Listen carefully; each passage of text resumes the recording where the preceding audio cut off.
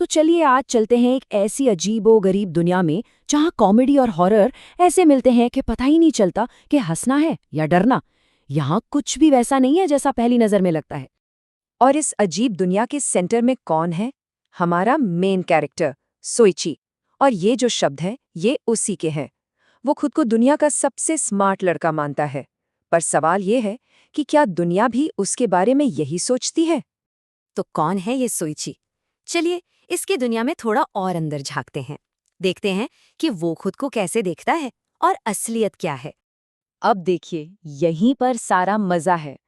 सोइची अपने बारे में जो सोचता है और असलियत में जो है, उसमें जमीन आसमान का फर्क है। उसे लगता है वो बहुत हैंडसम और टैलेंटेड है, पर लोगों के लिए वो बस एक अजीब और डरावना लड़का है। उसे लगता है क्लास की सारी लड़कियां उस पर मरती हैं, पर असलियत इससे कोसों दूर है।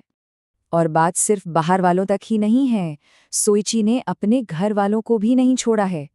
उसके हिसाब से उसका बड़ा भाई कोइची बस दिखावा करता है। उसकी बड़ी बहन सायूरी उतनी सुंदर नहीं है जितना वो समझती है, और बाकी सब तो हैं ही बेवकूफ। तो अब सवाल ये है कि सोइची अपने इन स्पेशल टैलेंट्स का करता क्या है? वो इसे कहता है काला जादू।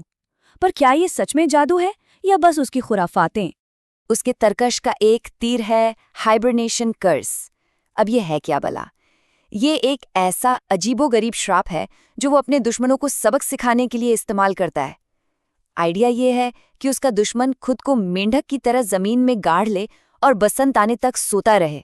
सुनने में ही कितना अजीब है ना? और इस खतरनाक प्लान का पहला शिकार कौन बनता है? उसका क्लासमेट कुरोदा। पूरा प्लान सेट है।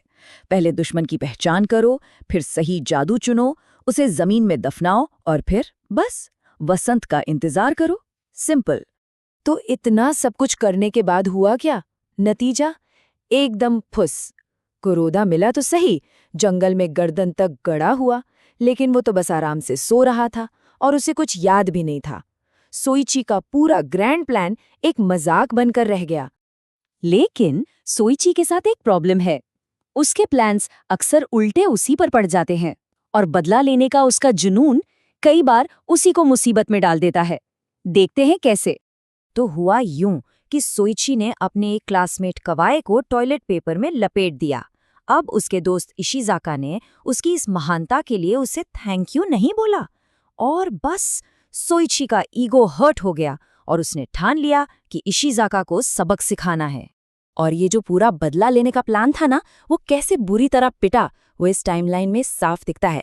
एक फेक कॉल करके इशिज़ाका को बुलाना, जंगल में जाल बिछाना, और फिर एंड में क्या होता है?